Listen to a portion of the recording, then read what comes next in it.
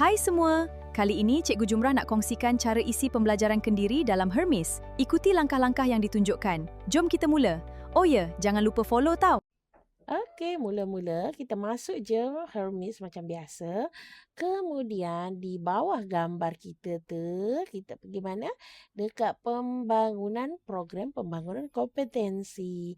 Klik je bahagian ini, kemudian okey, tunggu seketika, dia akan bawa kita ke ada beberapa tempat kat sini ni, fungsi ni.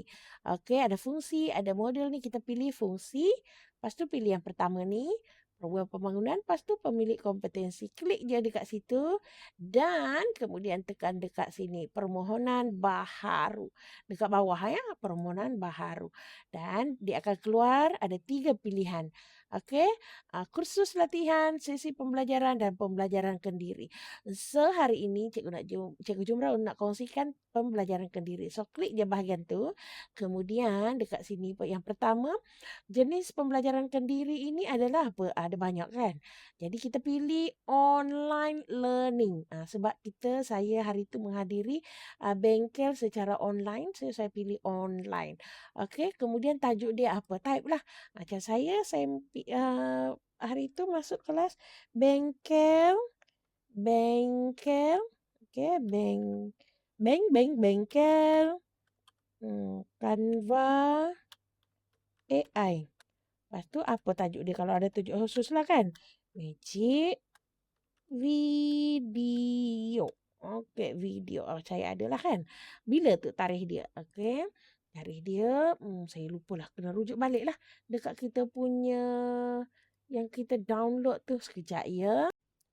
Ini dia. Okey. Jadi kita ikut maklumat yang ada pada sijil kita lah. Macam saya ni dia letak 23 Julai. So tadi kita letak 23 Julai. Secara mayat 2 jam. So terus pergi dekat pengisian tadi. Okey, 23 Julai. Kita pilih tarikh 23 Julai. Kemudian jam pembelajaran letaklah 2 jam. 2 jam. Kalau minit ni pun perlu. Kalau tak ada minit kita letak kosong. Supaya untuk memudahkanlah dia tak boleh. Memang kena letak juga minit. Dan seterusnya simpan. Okey. Adakah anda pasti untuk simpan? Ya kata. Okey.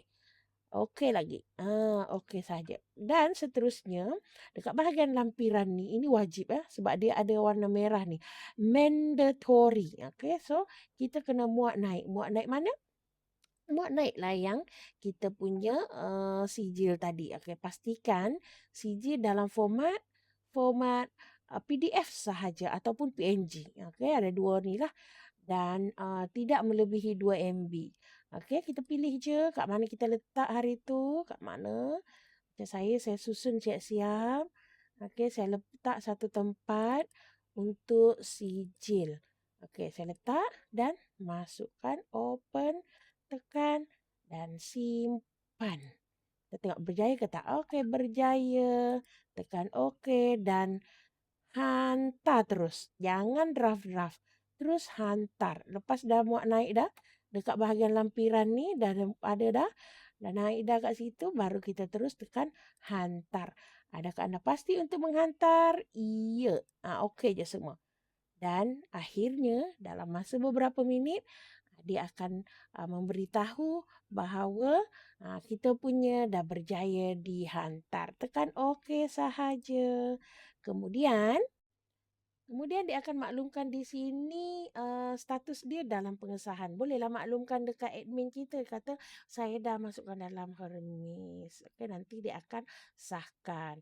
Kemudian nak semak berapa jam dah kita punya ni. Kita boleh semak dekat mana? Ya, dekat fungsi ni. Saya ulang ya. Kita nak papar, nak lihat. Kita tengok sini fungsi. Kemudian dekat papan rekod pemilik kompetensi, lepas tu pemilik kompetensi, tekan. Nanti dia akan paparkan semua ada berapa dah jumlah jam kita semua. Okey, macam saya ni untuk kursus latihan ada 100 jam, sesi pembelajaran 37 jam, pembelajaran kendiri 10 jam je. So total semua setakat ini tak termasuk yang kita daftarkan tadi baru 149 jam. Okey? So, saya rasa itu sahaja perkongsian kali ini. Saya harap ianya membantu. Jangan lupa follow for more. Bye. Assalamualaikum. Terima kasih kerana menonton. Semoga tutorial ini bermanfaat. Jangan lupa like, follow dan kongsikan kepada rakan-rakan. Jumpa lagi!